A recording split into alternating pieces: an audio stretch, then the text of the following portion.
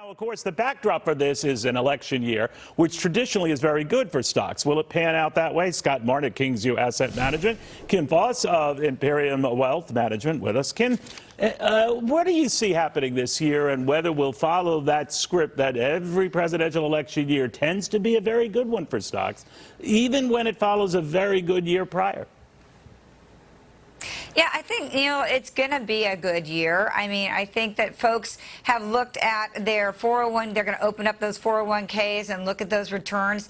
And they were, it was pretty dismal prior to the last 6 weeks of the year. So I think that's going to be a pleasant surprise. So that with the hope of some kind of a positive outcome in the election year, that and then also interest rates dropping, that's going to produce, I think, a return that people are going to actually have really positive returns for this year. Maybe not double digits like 26%, the S&P 500 like this year, or 2023, but right. I think we're still going to see maybe low double digits.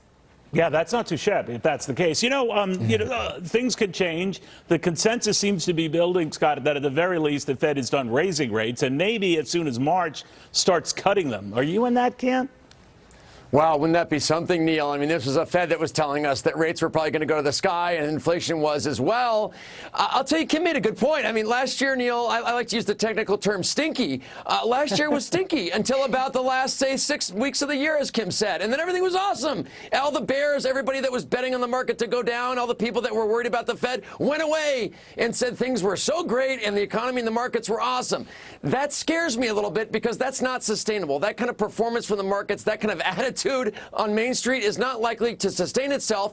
So it probably means that this year will be okay. But as Kim said, to expect a year like 2023, I think is out of the cards, especially considering that, as Lydia Hughes said in her lead in there, the market is expecting the Fed to cut rates. Inflation is supposed to keep coming down. Employment's supposed to start to rise, which would encourage the Fed to be more soft in their messaging. Those kind of things are hopes versus realizations, and those kind of things are worrisome when the market hangs their hat on them versus seeing what happens first. Last year at this time, guys, and I'll pick this up with you, Kim, we had come off such a horrible market year where all the averages got a serious drubbing.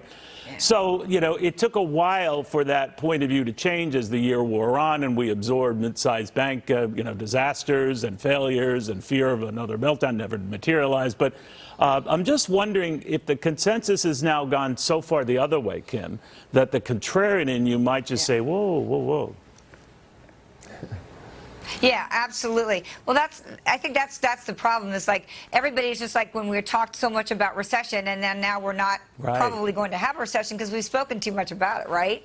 So I really do think, like Scott said, there could be this overzealousness in the markets. But at the same time, Neil, this is why you have a diversified portfolio, right? This is why you have 80% of your money in boring diversification. So it gets you that 5, 6, 7, 8% per year each year. You don't have to worry about making that decision to be in or out of the market. That's the most important thing for the average investor out there, to make sure that their portfolios are diversified, both U.S. and globally as well. And in the bond market, too. You're talking about that's a variety of things, not just technology, not just Magnificent Seven stocks. Yeah. Scott, another thing I'm curious of, do you think this is a rich market at these levels, whether it continues or not, that it's getting nosebleedy? There are numbers that could tell you not quite, others that say, well, maybe if the earnings don't keep up.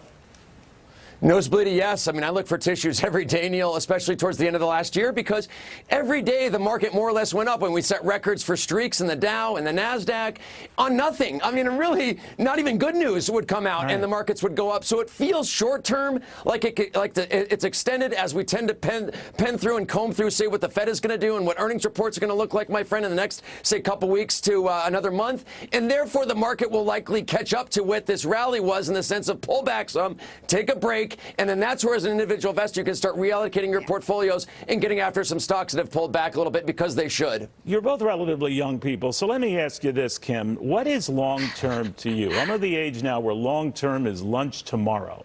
But now, where are you on this? And that notion, well, you stick with stocks for the long term, you'll do just fine. Oh, my gosh, Neil, you're so kind. I'm not too far behind you, my friend. So there we go. But it just depends on what people are. Long term, typically in the market, you're going to say long term is 5 to 10 years, right? So that's in the market. But again, I go back to the notion, look at diversify, be boring in the portfolio. We're over 12,500 different stocks around 44 different countries. So look at that's 80% of your money. If you want to take another like 10, 15%, do it in Magnificent 7, overweight and small caps. Right. Absolutely, go ahead and do that. But we don't have to make a mistake about being in or out. So long term, I don't know, 2 years to 10 years. It depends on how old you are. I got it. All right. I can do the boring part. So, Kim, final word on that. Scott, great seeing both of you. Happy New Year. And thanks for all your insights over the past year. Hopefully a lot more of that to come.